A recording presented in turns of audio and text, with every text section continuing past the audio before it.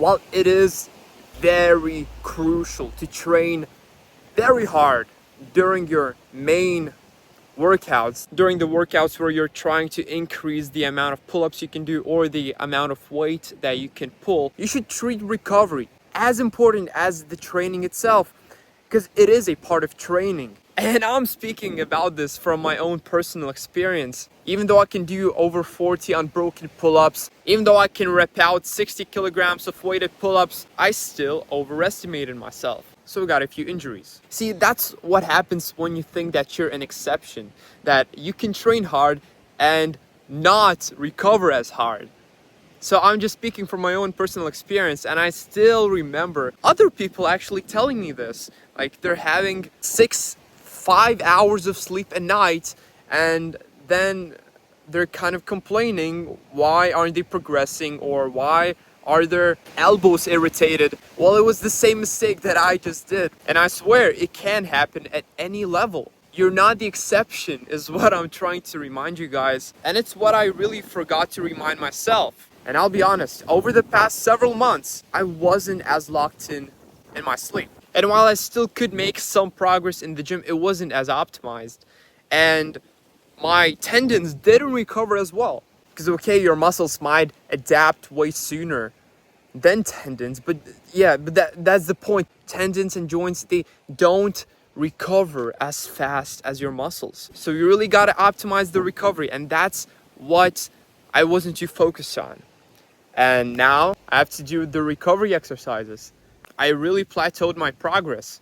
And that's what I really don't want for you guys. So take this video as a warning. Take this video as a warning. You could either do something about your recovery right now, even if you are getting progress, because I was getting progress. I was getting tons of progress, but I wasn't as locked in on my sleep. The diet was all fine. Everything was all right except sleep. One more thing that I wanted to mention is also don't ignore the little signals that your body also gives you that it still hasn't recovered. So in my case, the way I prolonged my recovery was by ignoring the little signals that my body was giving me, like this tenderness in my elbow, okay? It wasn't as fine. I really thought that I was the exception. That's the thing, guys. There's two things that you need to take away from this video. One, fix your sleep as soon as possible, I swear. Otherwise, you'll delay your progress by months. So don't do that. Lock in on it. That's what I'm doing right now. So fix your sleep. You're not the exception. You won't recover fully with 6 hours. No. Especially if you're an athlete, right? You really have to lock the fuck in with the sleep stuff, all right? It's very important. It's the number one thing. And I still have to remind myself that I'm not the exception. I need sleep to recover well enough. So one, you need sleep, you're not the exception.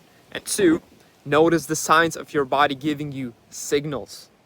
Notice them. You're not the exception. Again, you're not the exception. Notice the little signals and be aware of them.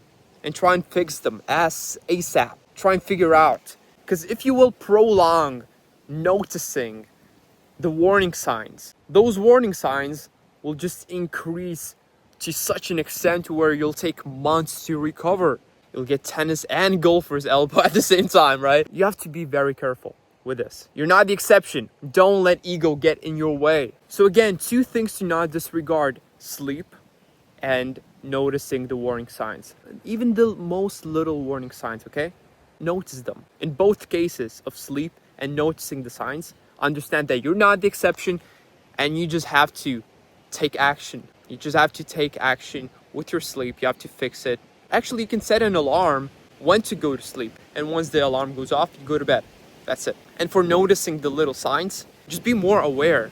Use more of your intuition of how your body actually feels, and you'll notice the signs. You're not the exception. Put in the work with your sleep and understanding the warning signs. So I really hope you can avoid these injuries if you really take these steps seriously. And yeah, succeed or die trying.